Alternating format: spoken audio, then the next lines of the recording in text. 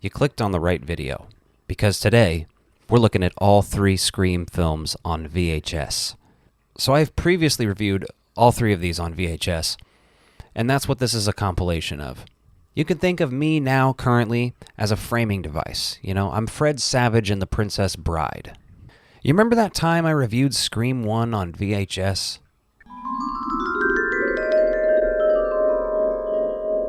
Today we're talking Scream from 1996. We're going to be talking about this VHS copy I hold in my hand. There's nothing particularly special about it, other than the clips you're watching in this episode are from this very tape. Let's pop it in, shall we? There's something about popping a VHS tape in. I love the ads on here, you know what I mean? There's a sick ad on here for a bunch of different movies on home video, including Judge Dredd, The Crow, Pulp Fiction, and Highlander.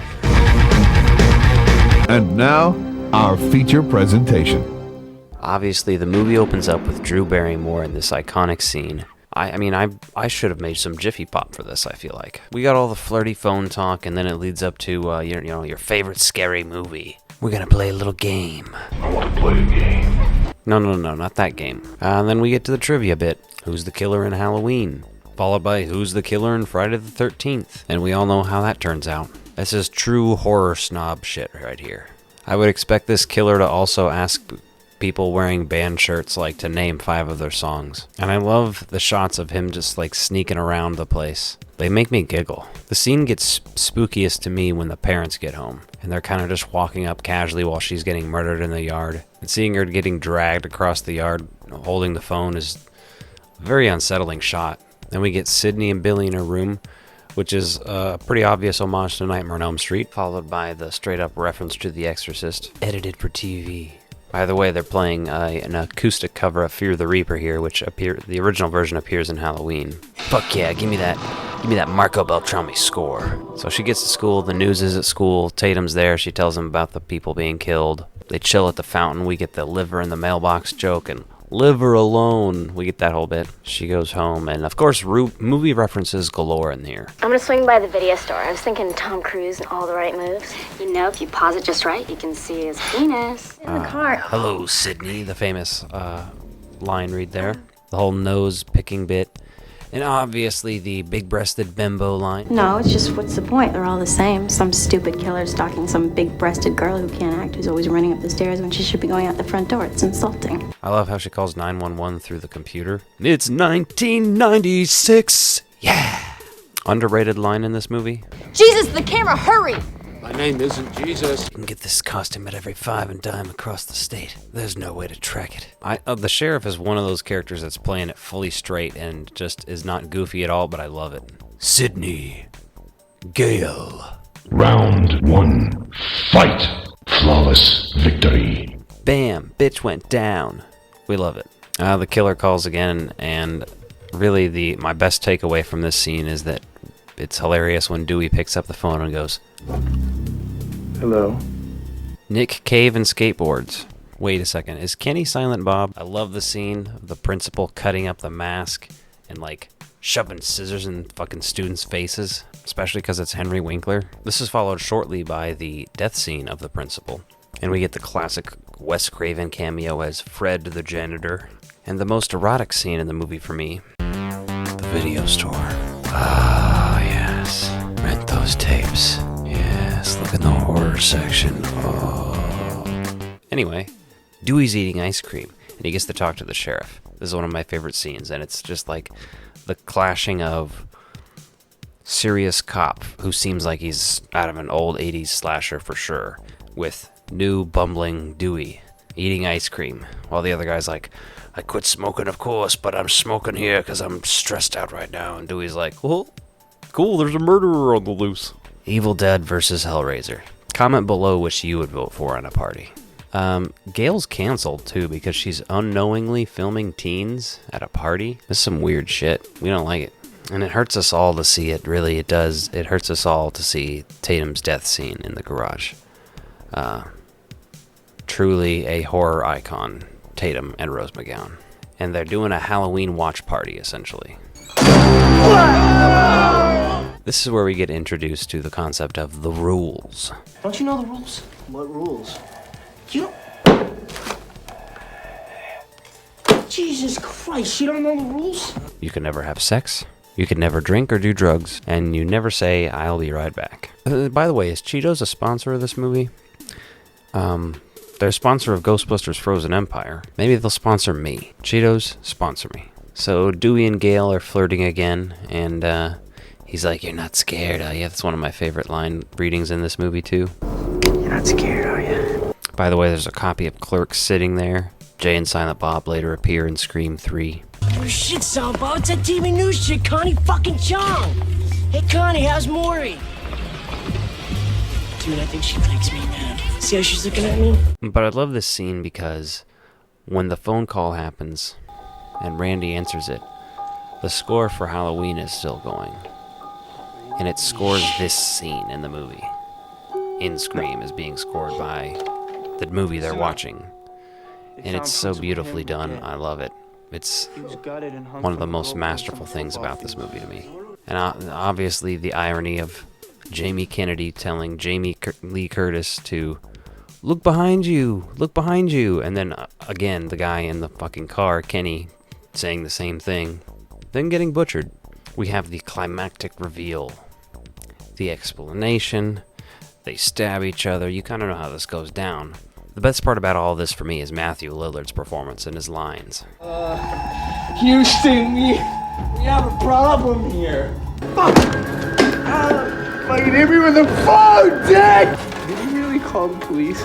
You're sorry, ass. My mom and dad are gonna be so mad. And then, sadly, alas, death by TV. This is one of those things I noticed a few years ago, but after it's all said and done, they're standing over Billy's body, right? And Randy's like, "Careful, this is the part where the supposedly dead killer comes back for one final scare." And then he does that, and then she shoots him, and then she says, "Not in my movie." Yet, if this is your movie, that did happen. We just watched it happen. That's exactly what... But I digress. Then the credits roll. And after the credits, we're treated to a lovely little featurette with some of the cast and Wes Craven and Kevin Williamson. Wow, that was hilarious and unique. Looking back, that's actually one of the first videos on this channel where I reviewed a VHS tape. It's like looking at a mirror where you're worse at YouTube. Anyway, you remember that time I reviewed Scream 2 on VHS?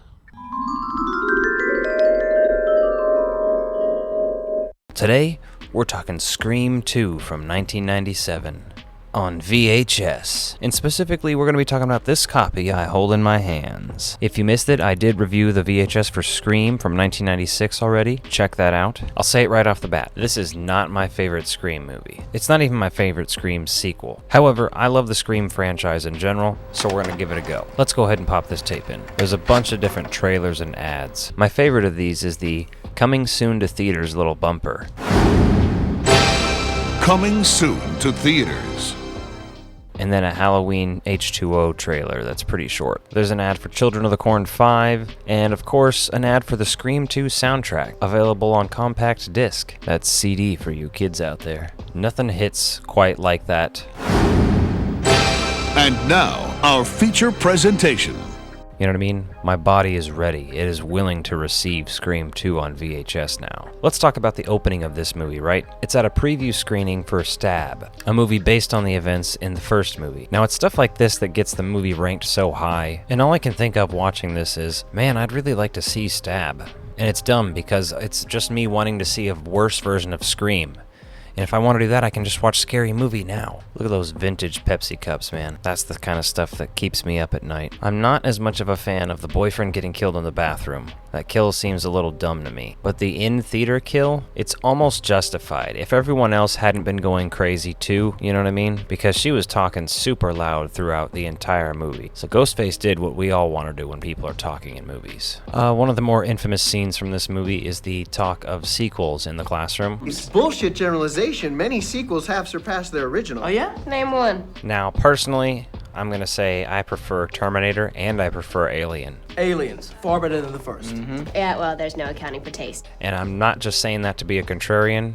I genuinely prefer Alien, and I genuinely prefer Terminator. They are more horror-oriented sci-fi movies, as opposed to action-oriented, which is way more my vibe. Hey, it's Jerry O'Connell from Stand By Me and Kangaroo Jack. One of the big things for me that I used to hate about this movie was Jerry O'Connell. The more I watch it, the more I'm accepting of it. And listen, I don't hate Jerry O'Connell or anything. More power to him, I think he's a great, interesting person, as far as I know. But there was just something about this performance and character that always bothered me. We get Timothy Olyphantastic in this. I actually think he's grown into be a great actor. Last thing I remember seeing him in was Once Upon a Time in Hollywood. Not a huge role, but executed great. Speaking of executed, Dewey's walking around with a limp now because of a severed nerve in his back. That's wild. It seems like the actual kills themselves are a little toned down in this movie. The story is pretty top-notch, though. Scream 2 in particular feels very Scooby-Doo, and I love Scooby-Doo, so give it to me. Top Gun reference, nice. I think I love you. Don't do this. I think I love you. Despite Top Gun being a propaganda movie, I actually really like it. And don't get me started on the soundtrack. And can we talk about how much Dewey loves ice cream? Anytime Dewey needs to think, he's like, alright, I gotta get some ice cream. Scream, 1996, Dewey eating ice cream. Scream 2, 1997, Dewey and Randy eat Baskin-Robbins and debate who the suspects are. There's a news featurette on Stab on the TV while they're in Baskin-Robbins, and we see that Tori Spelling, Dave Schwimmer, and Luke Wilson are also in the movie with Heather Graham. David Arquette has a way of delivering lines as Dewey sometimes that just absolutely tickles me.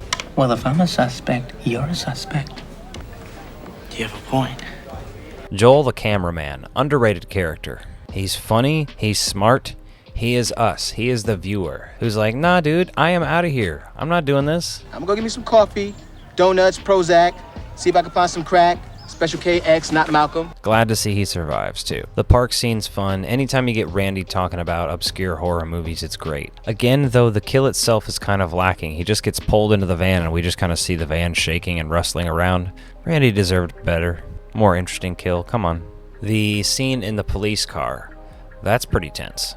Every time I watch this, I forget how it ends, and I expect one of them to be grabbed while crawling over Ghostface, but they aren't. As soon as you see that shot of her standing over there by herself, it's like, oh, no, it's over, she's dead. And I'm still mad at them for not pulling the mask off right then and there. Truly disappointing. In my head, I was thinking, this is one of my least favorite endings to a Scream movie. Watching it back, it's in probably the bottom couple still, but it may have moved up. I don't know. I like it a little bit more this time around. Mickey's reveal and his discussion of motive, and he actually wants to get caught and go to have a court case and all this shit. That's wild. That dude's crazy. And it's even crazier when Mrs. Loomis, aka Roseanne's sister, comes out, and they tear down part of the set and it falls on her. And they're acting like they're real stones, like the sound effects are real stone. Like, no, those are probably fucking styrofoam. What are you talking about? Sorry, just a small thing, but that was like, what? The pan and scan on this VHS isn't that bad. I noticed it in a spot or two, but I didn't even write it down because it wasn't super noticeable. But I did notice at the end it suddenly switches to a widescreen shot on the full screen VHS. Well, I'll tell you one thing. We'll make a hell of a movie. And this is the shot where it's just kind of craning out and showing, Sydney as she walks away. Kind of strange. So how did I feel about Scream 2 watching it this time around? I did a video ranking the Scream movies and I ranked it pretty low on that one. Watching it back this time, I definitely think it's up there with 3 for me. Now I know you're thinking, what? Because a lot of people think 3 is the worst one. The only thing that I think that's really, really awful about 3 to me looking back is the voice changer aspect, how it just sounds like everybody, which would be something that would make sense if they did it now. But I digress. We'll get to a Scream 3 review eventually. I had a lot more fun with this movie this time around. This one's always been kind of my least favorite, and it's just been growing on me more and more. But again, I really enjoy the Scream franchise. On the whole, I think it's one of the stronger horror franchises out there, along with Nightmare on Elm Street, Child's Play, and Evil Dead. Be sure to let me know your thoughts on Scream 2 in the comments below. Specifically, I want to hear about your first time watching Scream 2. Now, personally, I think these movies just work great on tape. The cats are smooching. They're being sweet. Oh. Anyway, the last Scream film I reviewed on VHS was Scream 3, because it's the last one released on VHS. That was an interesting video, as I recall. Scream 3, the third film in the Scream franchise, directed by Wes Craven, released February 4th, 2000. Today we're going to take a look at the VHS for Scream 3. We're going to look at all the trailers, we're going to talk about the movie, and after the plot, we'll talk about the positives and the negatives. Plus, I've got the issue of Fangoria that features Scream 3 on the cover that we're going to talk about as well. Now, I've previously talked about both Scream and Scream 2 on VHS before. You can check out those here. And to get started, we're going to need to pop this tape in. When you throw the tape in, you'll be greeted with an FBI warning an all rights reserved, a Dimension Films logo, and then the glorious coming soon to theaters. Coming soon to theaters. And with that, we get a trailer for Scary Movie. Oh, man. And this is a very interesting trailer. First of all, because it's attached to Scream 3. I don't know why, but in my head, I kind of thought Scary Movie came out well before Scream 3 did, but it did not. It's also very interesting, obviously, because the Scary Movie parodies the Scream movies. Production was already ramping up for the name to be Scary Movie when they were making that. I'm actually a big fan of Scary Movie 1, 2, and 3. Another weird thing about this trailer, though, is it features the music from Beetlejuice. Know where I am. You're behind the couch. I can see your feet. What? Oh. Like, it's not just super iconic. Like, we're not going to recognize that that's the Beetlejuice theme over a Scary Movie trailer. And there's a nice little trailer for Imposter. You know, I've never seen it, never even really heard of it. And then another one of these glorious bumpers. Now available on video and DVD. We got Deuce Bigalow, Male Gigolo. Honestly, I thought this movie was great when I was in like 3rd grade, 4th grade, you know? I was into that movie. These days, Rob Schneider has me blocked on Twitter. And there's a trailer for the Scream Collector's Set. Now, I don't know about this first release.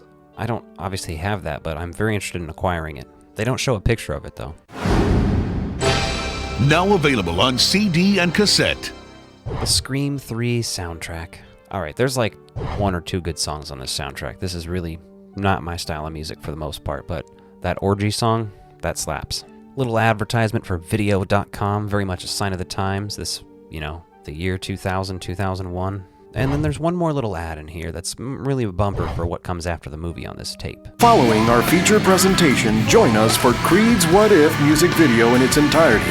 No, I don't think I will. Man, movies need to start including this feature presentation thing on like physical media again, like the 4Ks, they need to have that. I miss it. And now, our feature presentation. And before we dive into this movie itself, let's take a look at the Fangoria, if you can see it through my cat Yoshi. Let's talk about this real quick. I'm a big fan of Fangoria. I've actually done a collection video. You can check that out here. I recently just acquired the Terrifier 3 issue over there.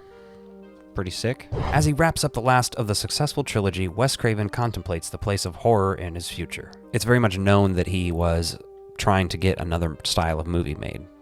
And that's why he agreed to do Scream 3, and that's kind of actually referenced in the movie. I don't think we're pulling back on the violence and gore. This is not the Reader's Digest version of Scream.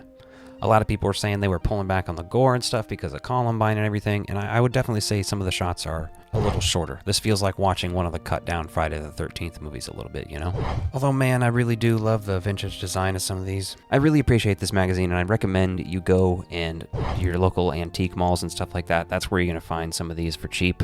I paid $5 for most issues, or $3, $2. Like, my favorite thing in this Scream section in Fangoria is the face of Scream. And they're basically just talking about the history of the mask. Although best known for its part in the Scream series, the mask was actually designed by Fun World employee Bridget, I'm sorry I'm going to butcher this name, Slearton, prior to the movie's conception. We came up with an assortment of masks that had the ghost face look. Of the entire assortment, that face was the strongest one. The design definitely had something that made it outstanding from the others. Apparently, Scream director Wes Craven agreed. It was around Halloween time 1995 and he was visiting some friends and one of the kids had the ghost face mask.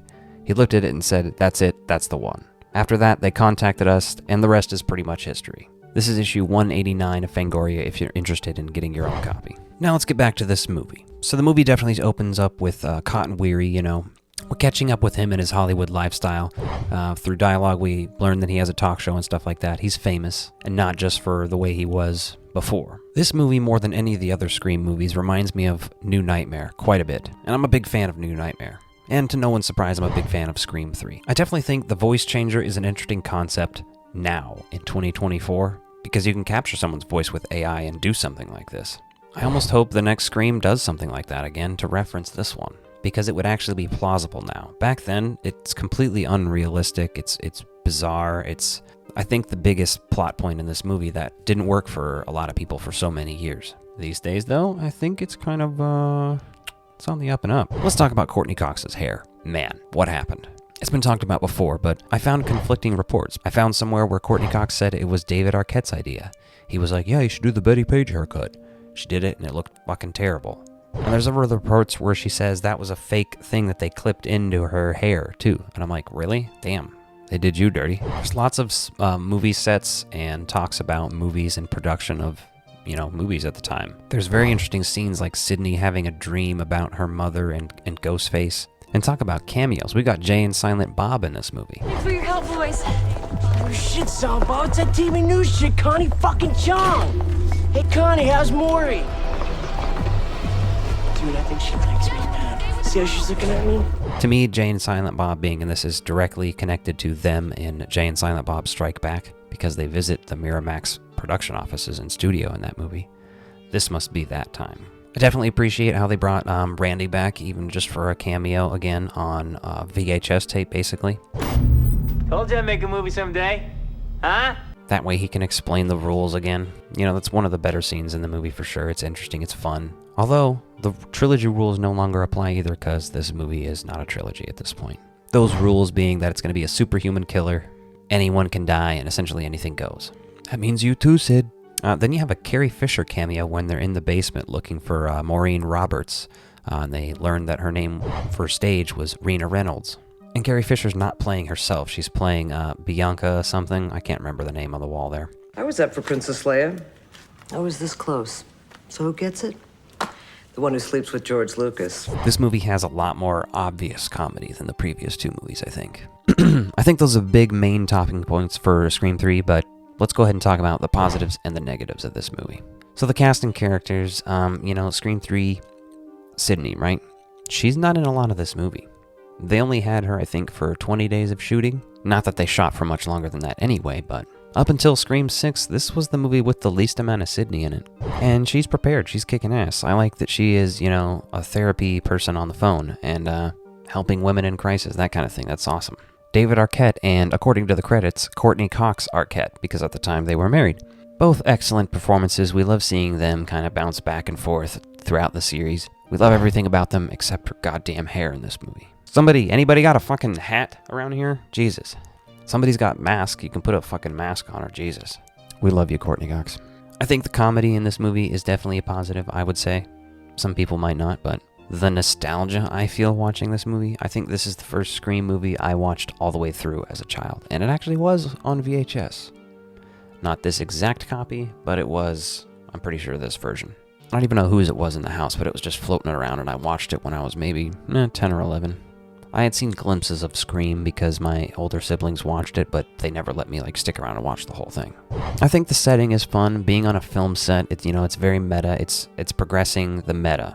Because Scream 3 is obviously, one of the most meta horror movies out there. Scream 2 had to kind of base it on sequels.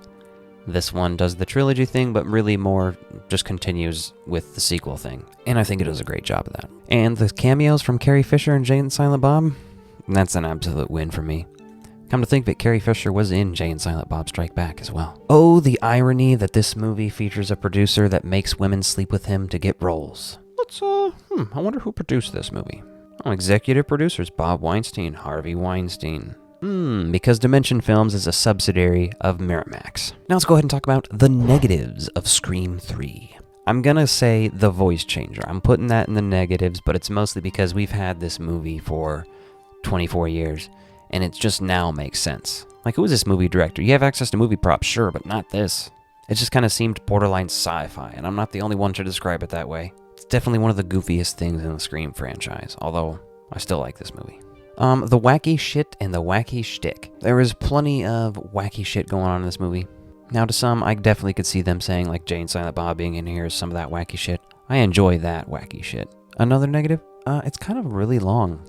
Last night, I was feeling it. I was like, God damn, the movie's not over yet? It's not climaxing? Shit. Holy crap. And I'll tell you what, I watched Terrifier 2 pretty recently. That's longer than this one. Didn't feel longer. This felt longer. Given they're both slasher movies, they are completely different too, so I get it. The brother being the director, Roman, and being the killer, that's kind of, not the best either. Definitely one of my least favorite ghost faces. If we're talking about favorite ghost faces, it's definitely Scream 1 and Scream 4 for me. And before I rate this movie, why don't you go ahead and jump in the comments down below. Let me know what you think of Scream 3. Let me know what your thoughts are on the upcoming Scream 7. I had mixed feelings on 5 and 6, but they've grown a lot on me. And I'm going to give Scream 3 on VHS a solid 3.5 out of 5 hearts. By no means perfect, but the worst Scream film is still a good movie. It's still a great slasher. Scream movies are in probably my top 5 horror franchises, so... If you guys love VHS as much as me, hit that subscribe button if you haven't already. Quick thank you to my channel members and Patreon subscribers. If you want more ectoviolence, including exclusive videos and behind-the-scenes content, become a member by clicking the links in the description below.